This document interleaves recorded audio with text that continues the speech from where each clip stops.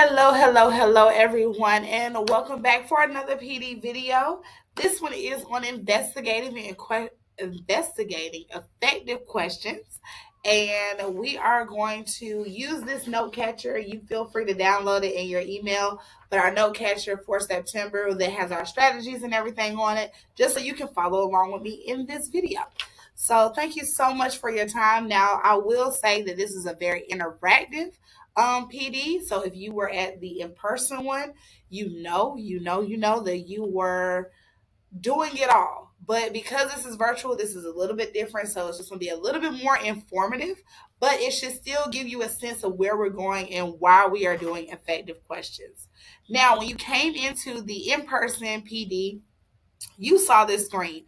And this is what you call a classroom screen. It is a tool that can feel free to use, especially because I know we are notorious as educators to have a dozen thousand tabs open at one time on our Google Chrome.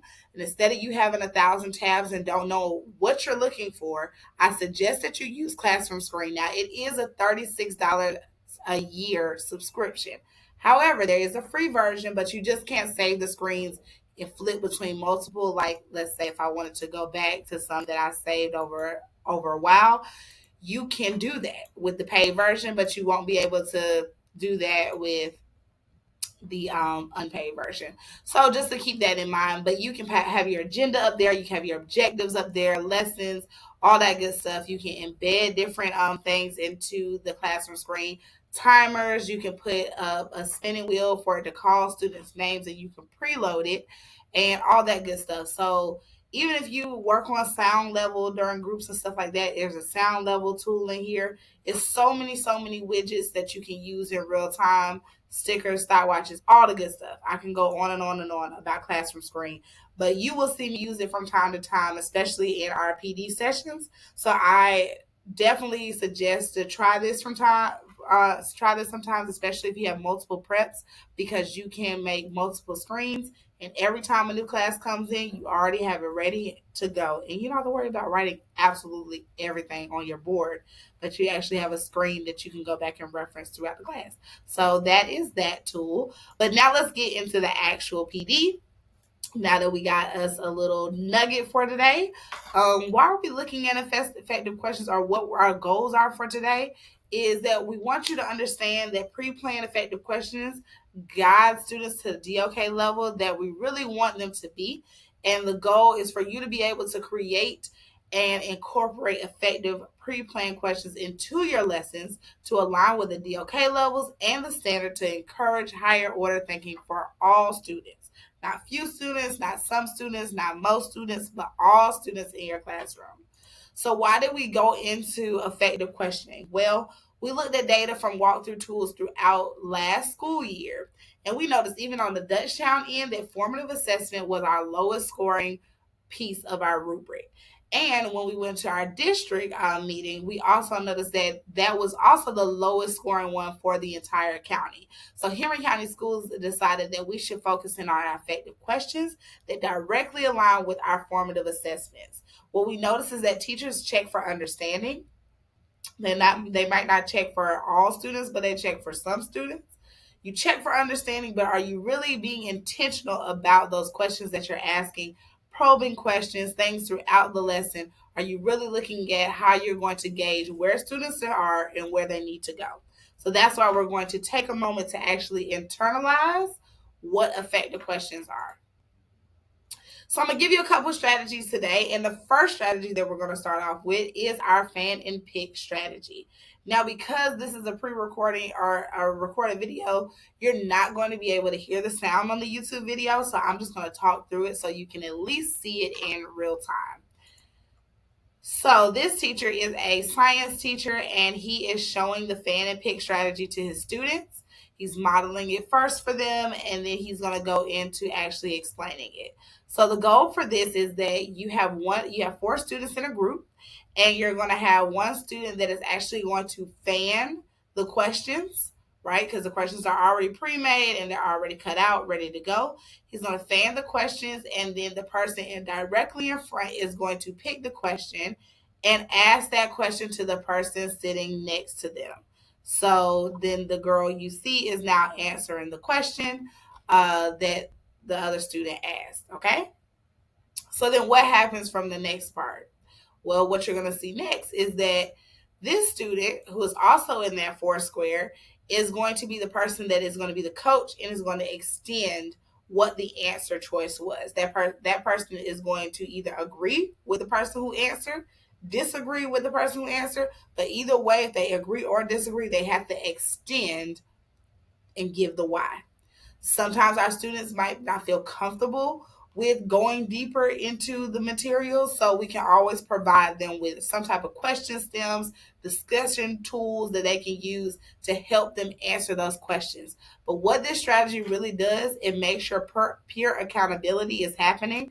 Everybody is talking, some type of collaboration piece is happening, and after you go through it one time, you just keep switching roles within your groups, which allows every student to have a chance to do that thing. So every student will get a chance to pick, every student gets a chance to fan, every student gets a chance to answer, and every student gets a chance to extend and coach that next student along. And this is really good because you can change the groups based on your students. So if you notice that your students, some are in multi levels in different groups, then you can multi-level those questions and they can gain knowledge from each other. But what we do know about student retention of information, when they're the ones doing it and they're having those peer interactions, that's when they retain the most information. So that is the fan and pick strategy. I encourage you highly to try this in your classrooms, especially if you're looking for how can I stamp these effective questions in my lesson? How can I make sure students are talking about the curriculum and they're talking about the content in a way that is constructive? Give them some of those question stems, give them some of those effective questions that you want them to ask each other, and be sure to go around and monitor how those questions are being done in real time. Capture those missing misconceptions. Go in and make sure you redirect some of those questions that might just be a little off.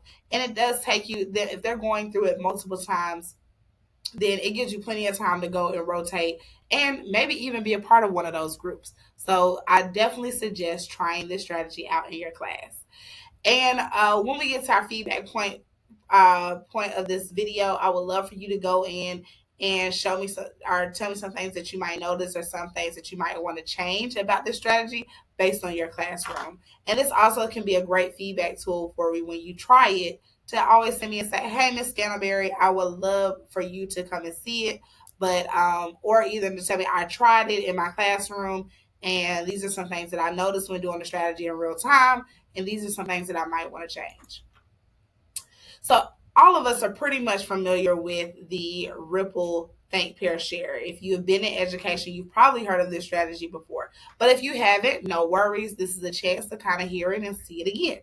So that ripple, think, pair, share strategy is a tool that can be used so many different ways, but you basically give students a topic or something to look at or to get a little bit more deeper knowledge of where they are and how much they know. This can be a formative. This can also be something that you might want to just open up class with. Just kind of depends on how you want to use it. But the first thing that you want students to do is to individually think about a question. Whatever question that you give them, let it be around the DOK1, DOK2 area. Let it be recall, basic reasoning, just to kind of get their minds going about the topic, right? So give them a chance to just kind of go through and go in and just think about the question. And so our topic was, our teachers should get paid more to support teacher retention, right? So I had everybody take a moment, and I want you to take a moment. You can pause the video if you would like. And I want you to think about, what reasons have you heard for why teachers leave the profession? Okay, now that you have thought about that, let's say that somebody is sitting next to you, or you could be sitting alone, just depends. Then you would pair up, right? Person sitting directly next to you, you're going to then share. You and your pair also have a question. This question is about DOK2, DOK3. Should be some type of analysis or some type of comparison, right?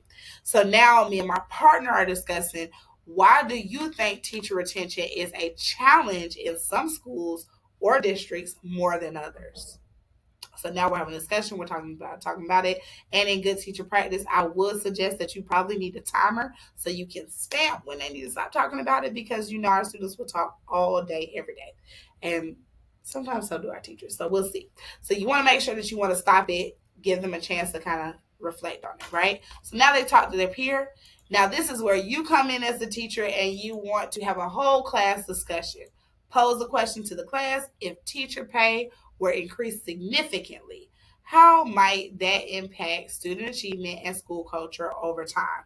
Now, this is like a DOK3, DOK4 strategic thinking, extended thinking concept, right? So now I have to actually apply what I've already kind of talked about, brainstorm with myself, talked about with my peer, and now I got to apply this to my conversation I have out. And in good teacher practice, you're going to want to pre-plan some of those probing questions of how students might answer this question, right? You're not going to know everything, but you can kind of gear yourself on how they might answer it. So if this was it, might gauge this. Some of our teachers might say, well, the biggest thing that it can actually be a positive thing for teachers to get paid more. That means that teachers will get better teachers in the classroom. We're giving them more. We're giving them incentive to keep going and blase, blase. So that's just some things that you can kind of think of. And then I kind of compared it to, well, what are some of those other fields that require the same level of education and dedication that get paid more than educators? Why do you think that? What is their retention rate, right? So those probing, open questions, effective questions can be planned in my lesson plan, but it also gears me up to have that conversation with my students. So that's something to think about when you're having the whole class. And then you can even extend it more. You want them to be able to capture it, right? So in order for our students to be able to capture, or for us to capture that formative data, we might have them do a quick write with it so that we can take it up and we can see where our students were, plus being able to hear their peers talk about the content. Now we can have a deeper summary or analysis of what we're looking for when the students actually write it down. So this ripple, think, pair, share is another strategy you can use. So now you have two strategies in your bag, and you are definitely investigating these effective questions. All right, so you also can do a notice and change on that strategy when you try it out. And this is the part where I really want you to take a moment and actually go through your lesson plan, okay? So I want you to go through a daily lesson, and I have some that are linked in your email. You can go in and feel free to rip me and my handy helpers daily lesson plan apart, but it's a daily lesson plan for each department. I want you to take a minute and look at the lesson plan, read the lesson plan, figure out what it is, highlight those spots where you definitely can add in some questions. Use your DOK descriptors guide, which you're about to go through, as a reference to help you with creating those questions. And then in those little spaces or boxes, I want you to actually draft your questions to the level of the progression of the standard throughout the lesson. So if your lesson is at a DOK4, I want you to see if you can get your students to a DOK4 in that lesson, right? It might not always start it off at DOK3, DOK2, so it just depends. And I'm going to show you how to do that with your DOK descriptors in a second. If you are an ESC teacher, I want you to go in and look at the actual lesson and then go to that bottom piece where it says instructional support and accommodations, and think about some of those SDI strategies that you can implement. Because I think the biggest thing that we're looking for, and you saw in your last PD, is that those co-teaching models is one thing, but also understanding what strategies you need for that lesson. Because your general ed teachers are preparing and going through and putting those lessons together, but where are you actually stamping what strategies you're using throughout that lesson? So that's what I want you to go in and look at. So let's take a minute and look at the DOK descriptors. So you have this document. You have been printed this document in your boxes so you can pick those up from your box ASAP. And it's one for, like I said, every department here. So you can flip through and choose. And if you want to go to yours, you just pretty much click on the tab and it'll take you right to that descriptor. But what I want you to really do is notice that in this left hand column or in this first column, you're going to see that it has every DOK level, right? So that gives you an idea of where you want to be. When you're looking at your standard, you're going to look at this second column. And I want you to figure out what verb is in that standard. That's going to tell us what DOK level we want students to be at. So if I see that my verb in my science standard is that I have to get kids to be able to justify something, that means that I am at a level 3 DOK. So by the end of teaching the standard, in order for me to say I have taught to the rigor of the standard, I am asking these questions, and this is the type of products and tasks that my students are doing. So in our question stems, you can see that the question stems go along with the DOK level. So if I'm trying to get students to a level 3, maybe in my opening, I might ask a quick recall just to see kind of where my students are. But I'm not going to spend my entire lesson here because I'm trying to get them to be able to justify. So I might spend one day being in that level 2 era, asking those questions about what would happen if, or how are blank and blank similar, getting them to have a moment of doing some comparisons. I might have some tasks that my students are completing that are going to have them to predict outcomes of the experiment, try different things out, right? But at the end, for me to know that my students are where they need to be, I need them to be able to justify. So in order for them to justify, I got to start asking questions in this range, right?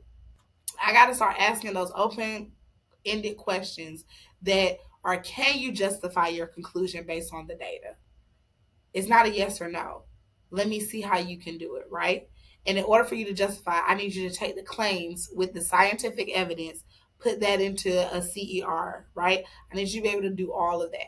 That's getting me to the level and the depth of the breadth of the standard. And that's what's reflected in our walkthrough guide.